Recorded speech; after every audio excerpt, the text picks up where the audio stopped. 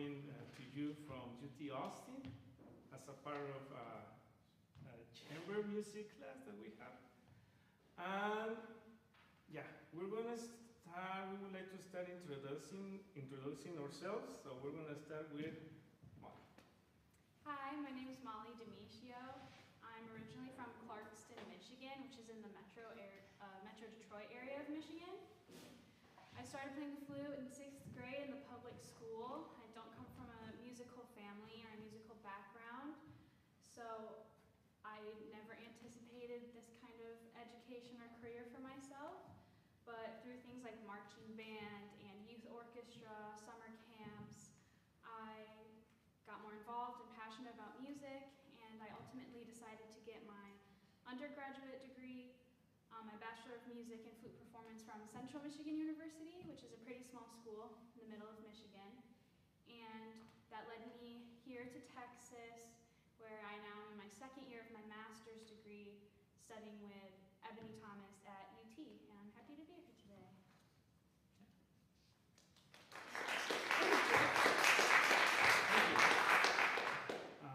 Hello everyone, my name is Andres. I'm the teacher of double bass here, also cello, the low strings adjunct here. I'm from Puebla, Mexico, so I'm international. I'm doing my Irish diploma at UT. I got my master at UT in performance.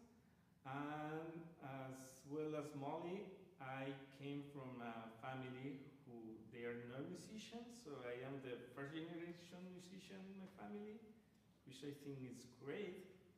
And I don't know, I just want to share with you all the music that we are doing with this fabulous trio, and we can chat later if you have questions, of course.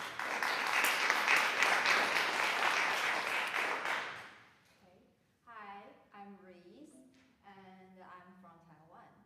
And different from Molly and Andres, I have 2 sisters, and because of them, I started music when I was a child.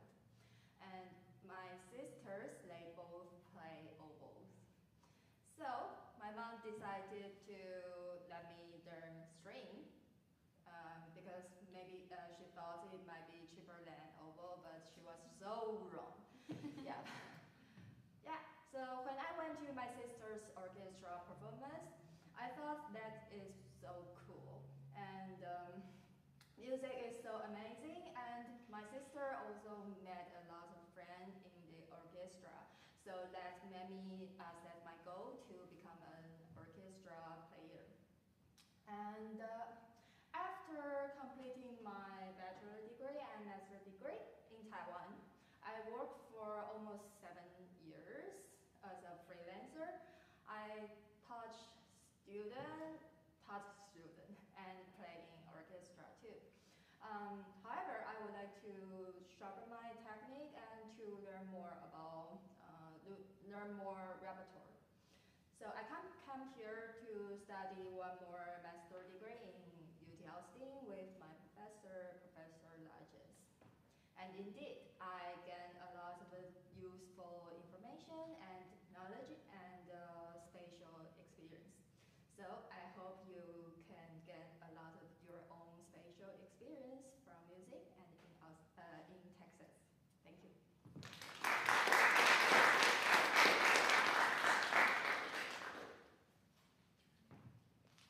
So today we will be performing Erwin Schulhoff's Concertino for flute, viola, and double bass. But before we begin, we just wanted to introduce Schulhoff and his career and musical style.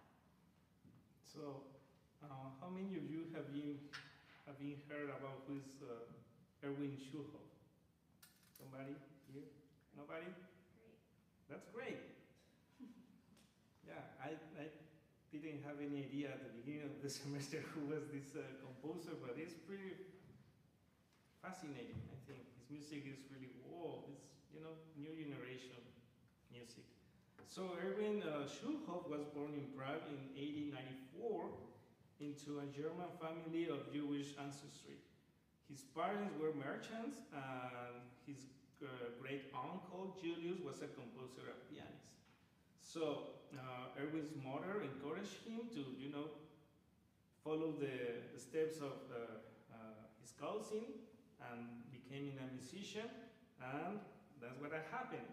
Erwin Schulhoff started to learn and play piano, and he was doing amazing that he won a competition to audition to have a master class with Anthony Borjak. So another famous composer, right? You know Anthony Borjak, right? Amazing.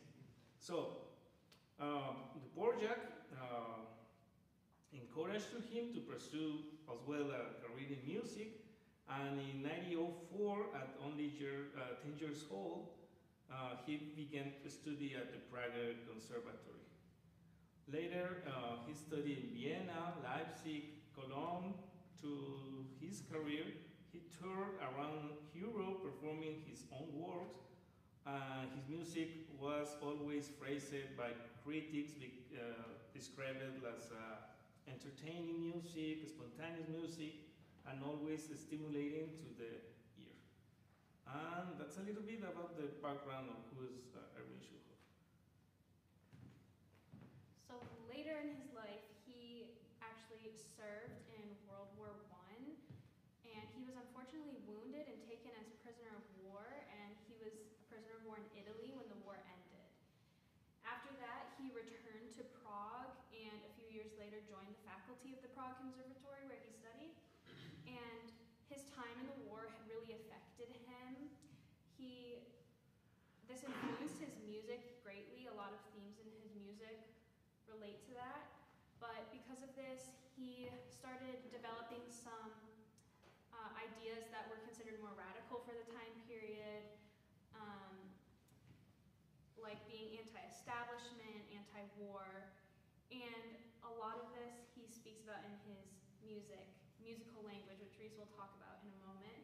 But in the 1930s, his music was blacklisted by the Nazi regime, which meant, or for his Jewish ancestry and his politics. So it was kind of a combination.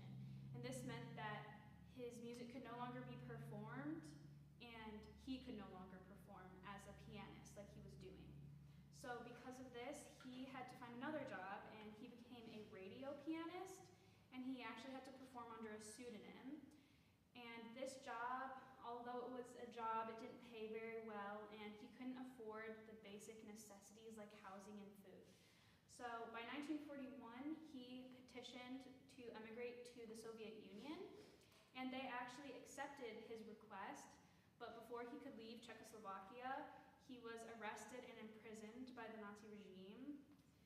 And in the same year, June 1941, he was deported to the Wolfsburg prison.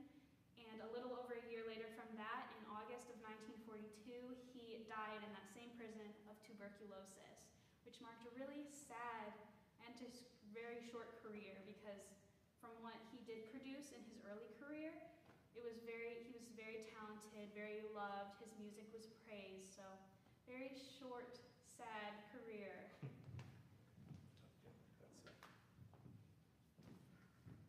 And as for his style, he was part of the first generation of classical composers to take influence from jazz music.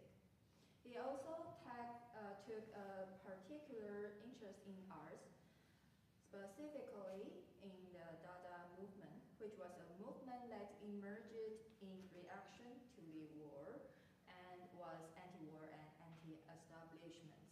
So you can hear many dissonance harmony and many innovative thoughts in his piece. He is quoted as saying absolute art is revolution.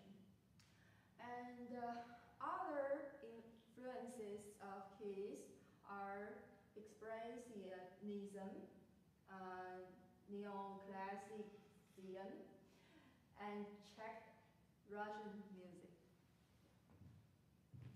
So this piece, the Concertino, was actually written in 4 days between May 28th and June 1st of instrumentation. There are not many pieces out there. I don't think we found any other for this specific instrumentation. He also does utilize piccolo as well, which very odd to have piccolo and double bass in the same ensemble. So this first movement, Andante con moto, begins with the viola and bass playing this theme that's Eastern sounding, that was one of his main influences. And they play this theme as an ostinato, and then the flute enters a few measures later with a counterpoint that sounds kind of improvisatory, that jazz influence. This theme that you hear, the viola and bass play, is the basis of this movement. So Andres and Reese are going to play this for you.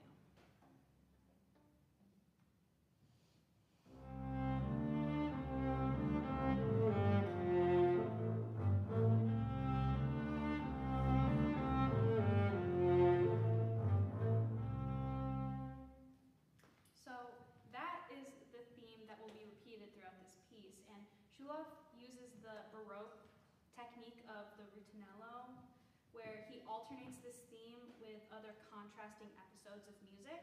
So as we play this first movement, see if you can identify where this theme comes back in different instrumentations and styles and interpretations by Schulhoff.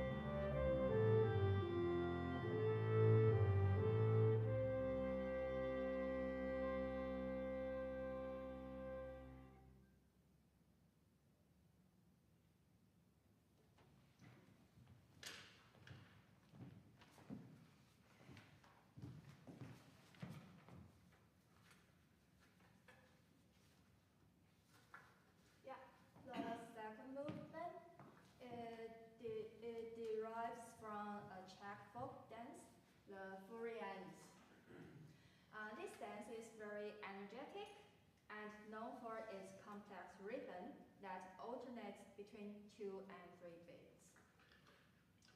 And throughout this movement, Schulhoff shifts the accent change it from 2+3 to 3+2. And there sometimes is even a straight 2 feel that emerges from hemiola. So hemiola, you can see the scores on the screen, and it's used the rhythm to break the bar. So the bar is no longer 5 beats, right?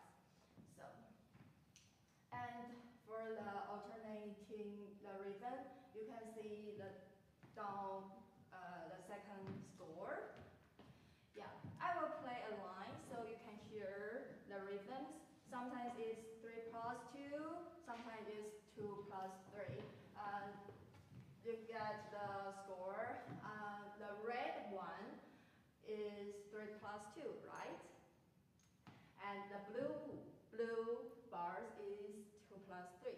So, yeah, that's this.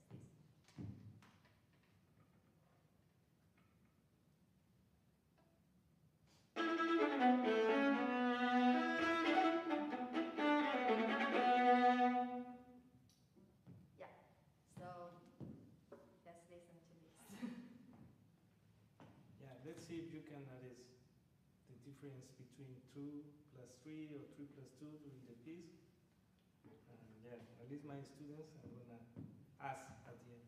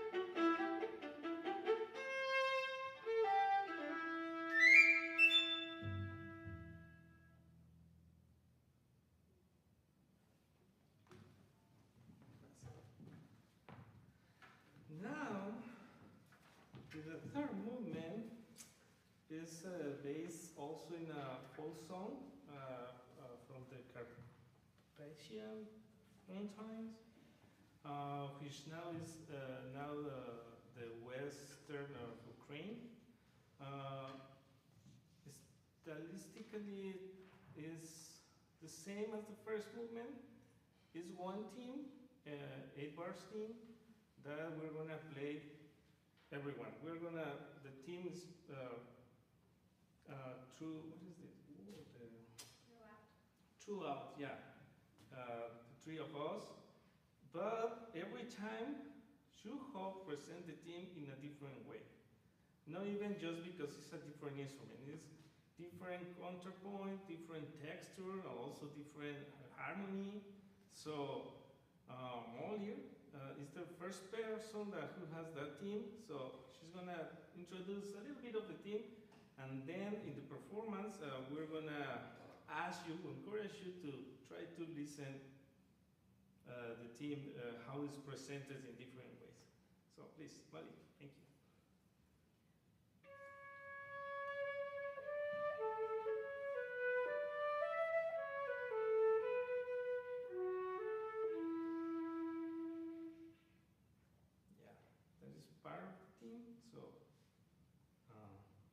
Let's play and see if you can recognize the theme during the whole movie.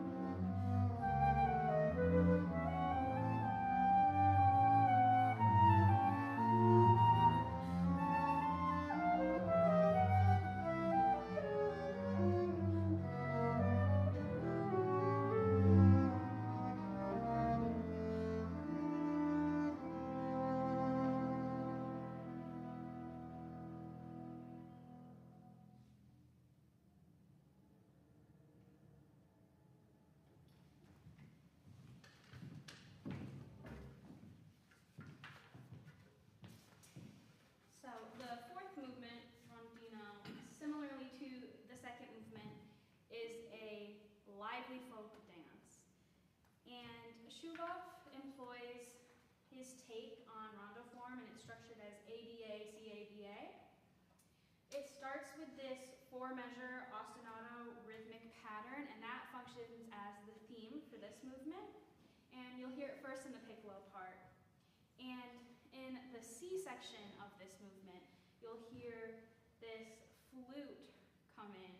I'll switch to the flute and play an imitation of what is the Moravian flute seller's call in the streets of Prague.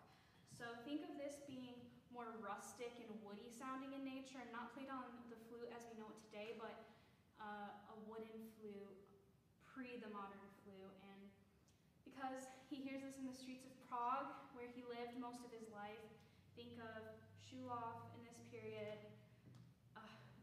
It's becoming more hostile for him to live where he is. Think about him and what he may have been feeling when he was writing this piece.